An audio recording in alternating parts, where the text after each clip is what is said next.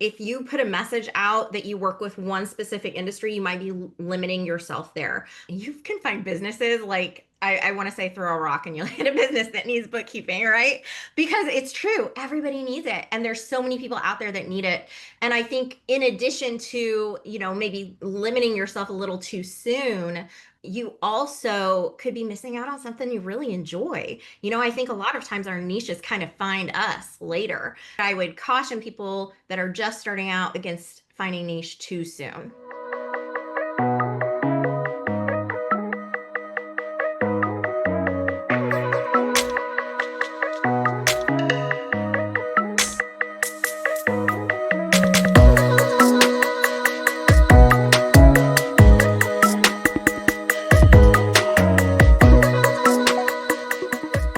I love this one. This was a good one. Beth, what all does a cleanup involve? I bet you everyone's got something to say about this. So let's start with you, Tracy. Oh, goodness. Well, I will start with we have 4 videos on this in the Academy, just this subject. It can be involved. Really can be. Some cleanups are easy. Some, you're just kind of maybe we typically call it catch up rather than clean up because you're just entering everything from prior periods that what was failed to be entered.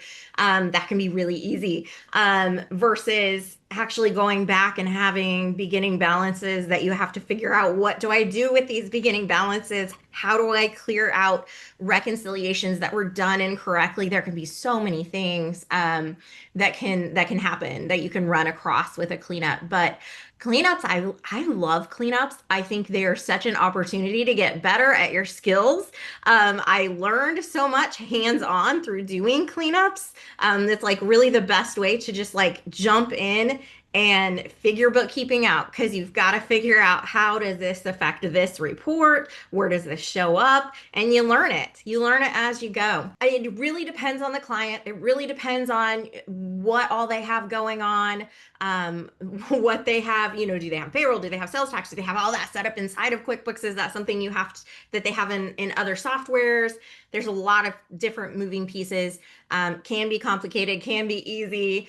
I think we all have cleanup stories. I think the most important thing that I can probably offer you is that we have a very systematic approach to how we do the cleanups. So like I said, we have 4 videos in the Academy. I even have a checklist that kind of shows you, here's where you start. Here's where you need to go through this systematically. If you take a systematic approach to it, then you're ensuring that you don't miss anything, that you catch anything that might be wrong. I love cleanup catch-ups, and I recently started calling them renovations. Somebody that I was working with said that they call them renovations, and I was like, well, why do you call them that? And they said, well, because it can be like a kitchen renovation. You might need to just change a cabinet knob and put a little paint, or you may need to tear the whole thing out and start over.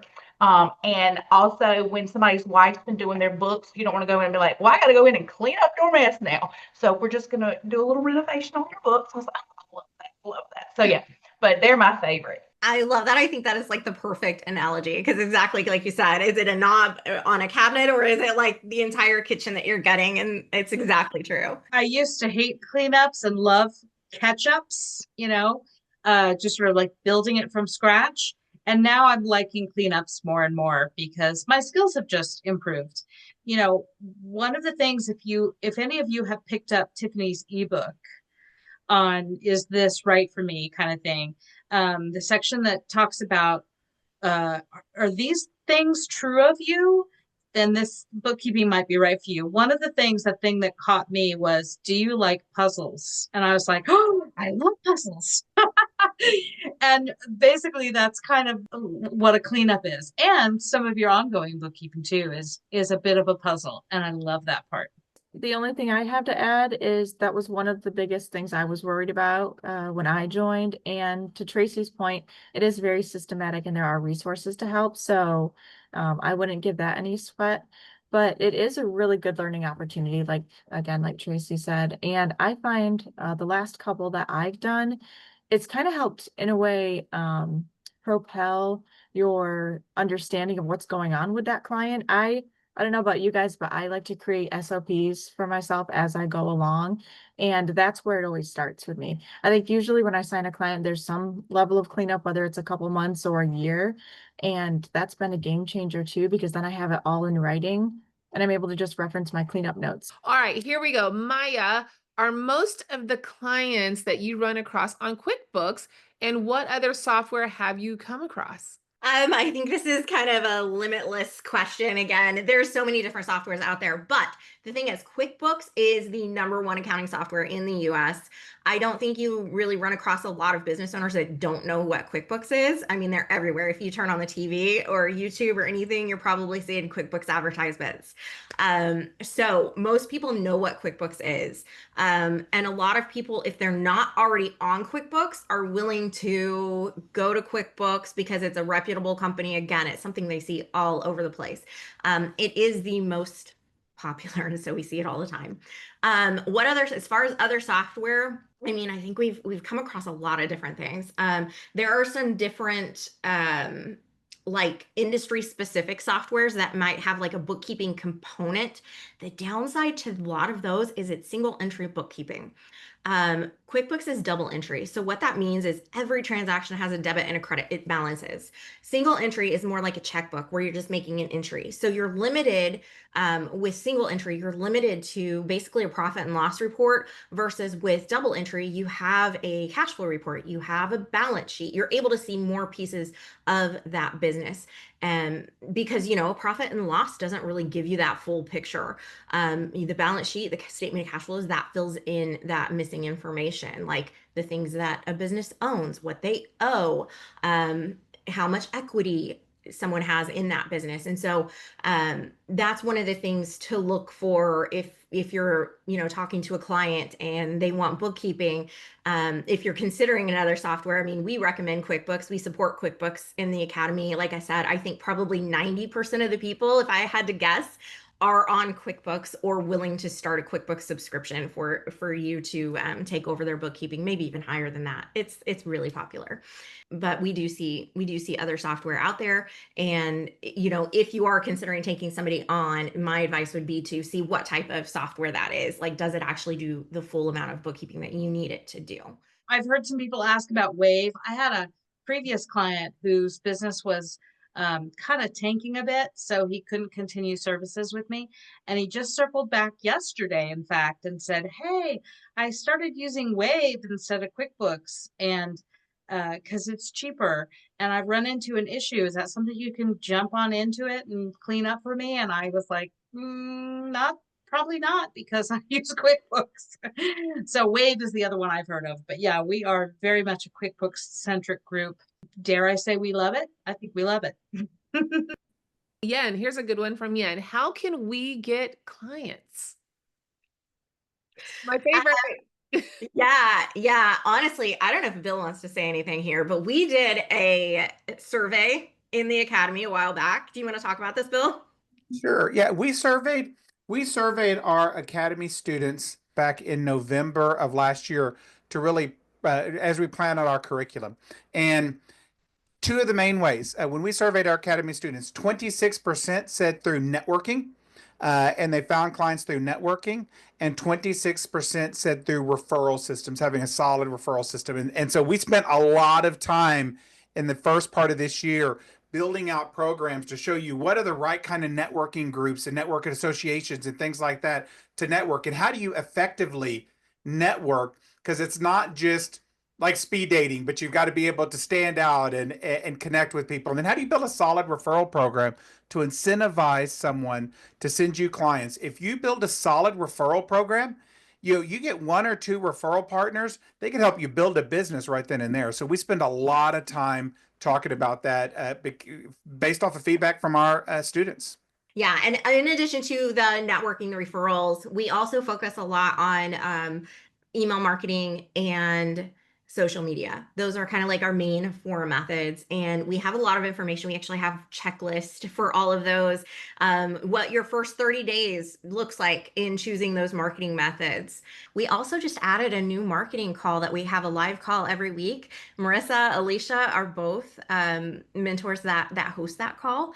And I know that they've had some really awesome conversation lately about marketing and getting clients, and you kind of get it from a mentor's perspective, someone that's been there, someone that's done that, the things that work, the things that didn't work. I know we've all had marketing that's worked and marketing that's failed too. So you get to hear what works, what doesn't. I don't know if Marissa, would you like to talk a little bit about the marketing? Yeah, sure.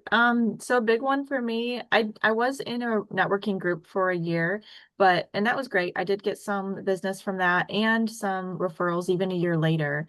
But a big one for me that I really like and have found great success with is LinkedIn. So if I'm on the call and someone has questions about LinkedIn, I could talk about LinkedIn for hours. That one's been a really good one for me. So I guess just my advice there with like, how do you pick? Like I would focus all your energy on one, maybe two avenues and really explore, putting all of your effort into that one thing. If it's going to be networking, go to a bunch of meetings. If it's going to be social media, figure out a solid plan. And the Academy has resources to help you with that. But I guess I started with in-person networking and now it's kind of more online, more social media, mostly LinkedIn. And that for me has been really successful, just focusing on one area and trying to do a lot to really grow that one area at a time. All right, Jill had a question here on how important is it to have a niche? I personally feel like if you niche too soon, you can actually limit yourself, especially when you are starting out. Do you really know who you want to work with? Maybe you do. I mean, I know we had a while back, we've had different people come in like from different industries. Like I know we had a chiropractor one time. She was a chiropractor. She came in, she had all these connections in chiropractic, niched in chiropractors, and ended up with more clients than she could handle. I know I've seen the same thing in other industries too, like Restaurants has been one. restaurants, salons, those types of industries. If you already have connections in a specific industry, it can be beneficial. But otherwise, I think you're limiting yourself because if you especially if you're going to do in person or in your community, if you put a message out that you work with one specific industry, you might be limiting yourself there.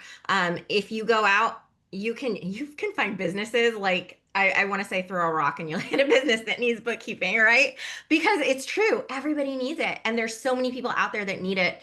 And I think in addition to maybe limiting yourself a little too soon, you also could be missing out on something you really enjoy. I think a lot of times our niches kind of find us later. So that's my opinion on it. I think it can be beneficial at times, but I would caution people that are just starting out against finding niche too soon. I like being a generalist, and I really enjoy the fact that I have this wide range of different types of businesses. And I never tried to niche and, focusing my marketing efforts in one area or another. But I thought the niche would sort of naturally happen because of my background. And it has a little bit. I really thought my niche would be real estate because, as I said, I was a licensed real estate agent for 20 years.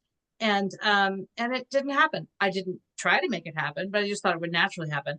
I also have an extensive background in theater, and that one naturally happened. So I have quite a few theater clients, theaters or theater schools or theater related things. And I didn't try to have a niche, it just happened. But I'm not turning away any other types of businesses. Well, that's maybe not true. I haven't turned away some, but there are some that I feel like, oh, I don't want to touch that. That seems hard. But that's the beauty of it. It's your business, and you can decide what it's going to look like and what you're going to pursue. And I think that's really a wonderful thing.